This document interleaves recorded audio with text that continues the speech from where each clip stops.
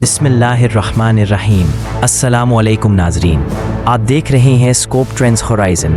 آج ہم آپ کے سامنے ایک ایسی خبر، ایک ایسا منظر اور ایک ایسی تقریر لے کر آئے ہیں جس نے نہ صرف مشرق وسطی بلکہ پورے عالم اسلام میں ایک بھونچال پیدا کر دیا ہے۔ یہ کوئی عام بیان نہیں، یہ کوئی روایتی سفارتی گفتگو نہیں، بلکہ یہ وہ کھلا پیغام ہے جو ایک ایٹمی طاقت رکھنے والے ملک کے سربراہ نے براہ راست ایک اور مسلم ملک کے عوام کو دیا ہے، اور اس پیغام کا مطلب صاف، سیدھا اور خطرناک ہے۔ اٹھو، اپنی حکومت کے خلاف کھڑے ہو جاؤ، ہم تمہارے ساتھ ہیں اور ہم تمہیں ہر وہ چیز دیں گے جو تمہیں چاہیے۔ یہ الفاظ کسی عام شخص کے نہیں تھے، یہ الفاظ اسرائیل کے موجودہ وزیر اعظم بنیامین نیتن یاہو کے ہیں، ایک ایسی شخصیت جس کا ماضی جنگی منصوبوں، خفیہ آپریشنز اور سیاسی چالوں سے بھرا ہوا ہے، اور اس مرتبہ اس نے صرف ایران کو نہیں بلکہ خطے کے باقی ممالک کو بھی ایک واضح پیغام دے دیا ہے کہ آنے والے دن کتنے ہنگامہ خیز ہونے والے ہیں۔ ذرا تصور کریں، ایک لمبا لکڑی کا ٹیبل، اس پر رکھی کچھ موٹی کتابیں، ایک جگ جس میں پانی بھرا ہے اور اس کے ساتھ ایک شفاف گلاس۔ کمرے کی روشنی دھیمی مگر کیمرہ سیدھا نیتن یاہو کے چہرے پر فوکس ہے۔ وہ آہستہ آہستہ بولنا شروع کرتا ہے، لیکن الفاظ ایسے ہیں جیسے کوئی چنگاری خشک گھاس پر گر جائے۔ ایران کے عوام، میں آج آپ سے براہ راست مخاطب ہوں۔ یہ سننا ہی کافی تھا کہ دنیا بھر کے میڈیا ہاؤسز کے ایڈیٹرز نے فوری طور پر اپنے رپورٹرز کو ہدایت دی، یہ پوری تقریر ہمیں ترجمے کے ساتھ چاہیے اور فوراً۔ یہ پہلی بار نہیں کہ اسرائیل نے ایران کے خلاف سخت زبان استعمال کی ہو۔ ماضی میں بھی خفیہ حملے، سائبر وار اور ڈپلومیٹک دباؤ کے ذریعے دونوں ممالک کے تعلقات کشیدہ رہے ہیں، لیکن اس بار ایک فرق ہے۔ یہ تقریر براہ راست عوام کو اکسانے کے لیے تھی۔ اس میں ایران کے داخلی مسائل پر فوکس کیا گیا اور سب سے بڑھ کر اس میں ایک ٹائم لائن اور منصوبہ کا اندیا دیا گیا۔ یہ ایسے وقت پر ہوا ہے جب خطے میں پہلے ہی تناؤ بڑھا ہوا ہے، شام میں پراکسی جنگیں، یمن کا بحران، خلیجی ممالک میں سیاسی کھچاؤ، اور اب ایران میں پانی کی قلت اور معاشی بحران۔ نیتن یاہو نے اسی کمزوری کو نشانہ بنایا۔ آپ سوچ رہے ہوں گے، ایک عالمی تنازع میں پانی کہاں سے آ گیا؟ یہی تو نیتن یاہو کی چال تھی۔ اس نے ایران کے عوام کو یاد دلایا کہ ان کے پاس اکتوبر کے بعد پانی نہیں ہوگا، ڈیمز خشک ہو رہے ہیں اور حکومت اس مسئلے کو حل کرنے میں ناکام ہے۔ پھر اس نے اسرائیل کا موازنہ پیش کیا۔ ہم دنیا میں وہ واحد ملک ہیں جو 90% پانی کو ری سائیکل کرتے ہیں۔ ہمیں صرف 10% نئے پانی کی ضرورت ہوتی ہے، باقی ہم ٹیکنالوجی کے ذریعے دوبارہ استعمال کرتے ہیں۔ یہ جملہ ایک طرح سے پیشکش بھی تھا اور تانا بھی، جیسے وہ کہہ رہا ہو، تمہاری حکومت تمہیں پانی نہیں دے سکتی، لیکن ہم دے سکتے ہیں اگر تم ہمارے ساتھ آ جاؤ۔ اس تقریر کا ہر جملہ ایسا لگتا تھا جیسے کسی نے ایران کے عوام کے زخموں پر نمک چھڑک دیا ہو۔ یہ صرف پانی کا مسئلہ نہیں بلکہ عزت، خود مختاری اور بقا کا سوال ہے، اور اسی لیے یہ تقریر صرف ایران تک محدود نہیں رہے گی۔ جب وہ یہ کہتا ہے کہ اکتوبر کے بعد پانی ختم ہو جائے گا تو یہ ایک خوفناک تصویر کھینچتا ہے۔ پھر وہ اسرائیل کی 90% واٹر ری سائیکلنگ ٹیکنالوجی کی مثال دیتا ہے، گویا کہہ رہا ہو، تمہاری حکومت ناکام ہے، ہم کامیاب ہیں، ہم تمہیں بچا سکتے ہیں۔ یہ وہی نفسیاتی تکنیک ہے جو ماضی میں بڑی طاقتیں استعمال کرتی رہی ہے۔ پہلے مسئلہ اجاگر کرو، پھر خود کو حل کے طور پر پیش کرو۔ اس تقریر میں ایک انتہائی خطرناک لائن تھی، اب آپ کے آزادی کے دن آ گئے ہیں۔ یہ جملہ بغاوت کی براہ راست کال ہے۔ بین الاقوامی قوانین میں یہ ایک دشمن ملک کے اندرونی معاملات میں براہ راست مداخلت سمجھی جاتی ہے، لیکن اسرائیل نے کھل کر یہ سرحد پار کر دی۔ نیتن یاہو نے کہا کہ مستقبل میں ایرانی انجینئرز اسرائیلی انجینئرز سے سیکھیں گے اور اسرائیلی ماہرین ایران آئیں گے تاکہ پانی کا مسئلہ حل کر سکیں۔ یہ محض ٹیکنالوجی کا وعدہ نہیں تھا بلکہ ایک پوسٹ ریجیم چینج پلان کا اعلان تھا۔ گویا حکومت کے گرنے کے بعد اسرائیل براہ راست ایران میں قدم رکھنے والا ہے۔ نیتن یاہو نے اپنی تقریر میں اعتراف کیا کہ ماضی میں موساد نے ایران میں بڑے پیمانے پر رجیم چینج کی کوشش کی۔ 19 نیوکلیئر سائنسدان مارے گئے، خفیہ حملے ہوئے، لیکن عوام سڑکوں پر نہیں نکلے۔ یہ یاد دہانی دراصل دھمکی تھی، پچھلی بار تم نے موقع ضائع کیا، اس بار نہ کرنا۔ یہ وہ جملہ ہے جس نے پورے خطے میں الارم بجا دیا۔ اس کا مطلب صاف ہے کہ اسرائیل کا ہدف صرف ایران تک محدود نہیں، پاکستان کا ایٹمی پروگرام، اس کی فوجی صلاحیت اور اس کی جغرافیائی پوزیشن سب اسرائیل کے لیے اہم ہے۔ یہ بیان اس بات کا اشارہ ہے کہ اگر ایران میں کامیابی ملی تو اگلا نفسیاتی اور خفیہ آپریشن پاکستان کے خلاف ہو سکتا ہے۔ اگر ہم اس تقریر کو گہرائی سے دیکھیں تو یہ 3 پرتوں پر مبنی ہے: عوامی جذبات کو چھیڑنا، پانی، معاشی مشکلات اور حکومت کی ناکامی کو بار بار دہرانا، مستقبل کا خواب دکھانا، ٹیکنالوجی، خوشحالی، تجارت، آزادی، کارروائی کی کال، سڑکوں پر نکلنے، بغاوت کرنے اور رجیم چینج میں مدد دینے کا کھلا اعلان۔ ایسی تقریر کا اثر ایک دن یا ایک ہفتے میں نہیں ہوتا، یہ عوام کے ذہن میں بیج بوتی ہے جو وقت کے ساتھ، خاص طور پر سوشل میڈیا کے دور میں جب یہ کلپ بار بار چلایا جائے گا تو عوام کے اندر بے چینی، غصہ اور سوالات بڑھیں گے۔ یہی ایک نفسیاتی آپریشن کا مقصد ہوتا ہے۔ اس تقریر کے بعد اسرائیل کے سابق وزیر اعظم اور دیگر بڑے لیڈرز نے بھی ایران کے عوام کو اسی قسم کے پیغامات دینے شروع کر دیے۔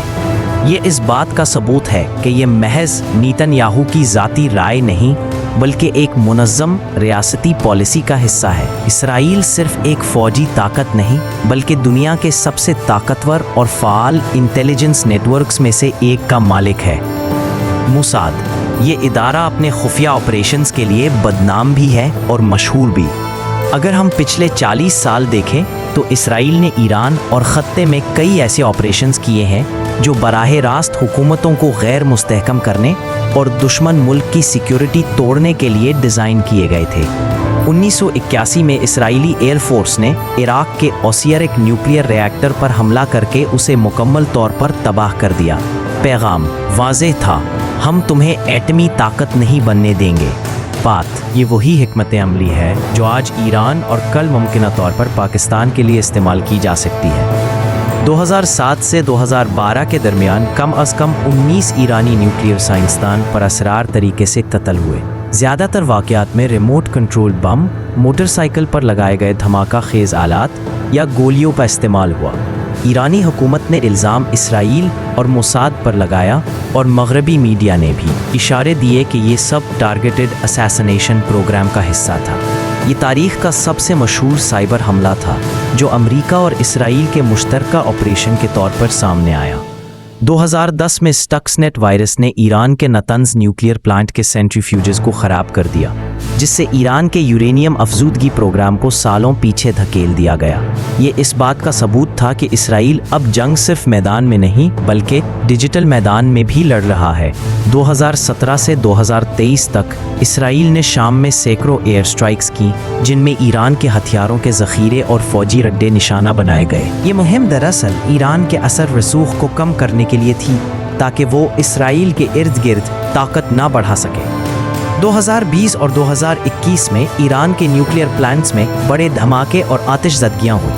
کچھ رپورٹس کے مطابق یہ موساد کے نیٹ ورک کا نتیجہ تھا۔ اس کے بعد ایران نے کئی اسرائیل کے لیے کام کرنے والے خفیہ ایجنٹس کو پکڑنے کا دعویٰ کیا۔ حکمت عملی کا پیٹرن ان تمام واقعات کو ملا کر دیکھا جائے تو ایک واضح پیٹرن سامنے آتا ہے: ٹارگیٹڈ کلنگ، سائنسدان، انجینئر اور فوجی قیادت، انفراسٹرکچر تباہی، ایٹمی پلانٹس، فوجی اڈے، فیکٹریاں، سائبر وارفیئر، ڈیجیٹل سسٹمز کو ناکام بنانا، پروپیگنڈا اور نفسیاتی آپریشن، عوام کے ذہن میں حکومت کے خلاف بیانیہ بٹھانا۔ پاکستان کا ایٹمی پروگرام اسرائیل کے لیے ہمیشہ سے تشویش کا باعث رہا ہے۔ ماضی میں آپریشن آباد، آپریشن ابابل جیسے منصوبوں کی رپورٹس آئی ہیں جن میں کہا گیا کہ اسرائیل نے بھارت کے ساتھ مل کر پاکستان کے کہوتہ ریسرچ لیبارٹری پر حملے کا منصوبہ بنایا تھا، لیکن خفیہ طور پر یہ آپریشن رک گیا۔ اب اگر ایران کے اندر رژیم چینج یا کمزوری پیدا ہو جائے تو خطے میں اگلا ہدف پاکستان کو بنانا زیادہ آسان ہو جائے گا۔ یہی نیتن یاہو کے بیان کا اصل پس منظر ہے۔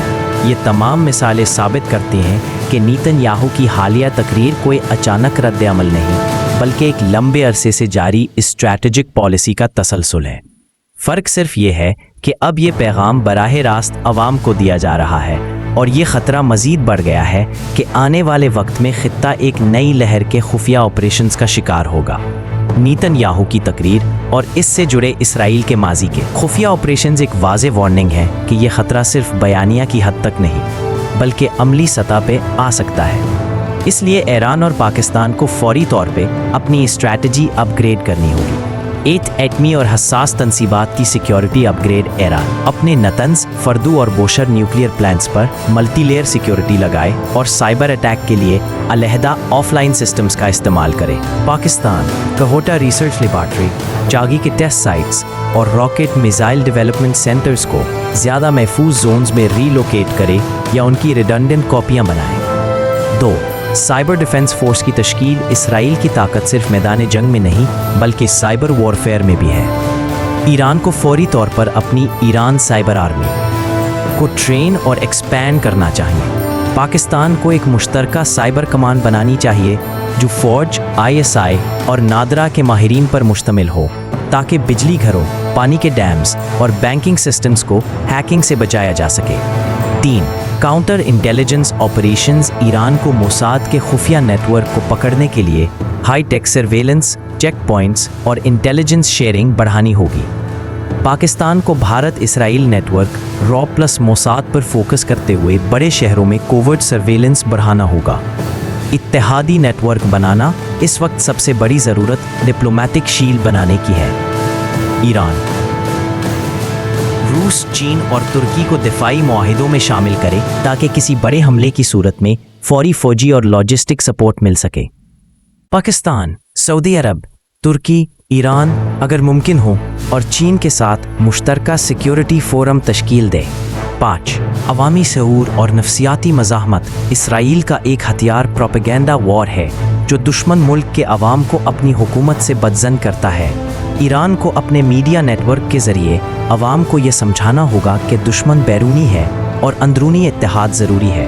पाकिस्तान को भी माशी मसाइल और सियासी इंतशार के बावजूद अवाम को एक मुश्तरका बयानिया देना होगा कि मुल्क की सालमियत सबसे पहले है। से डबल गेंद से बचाओ।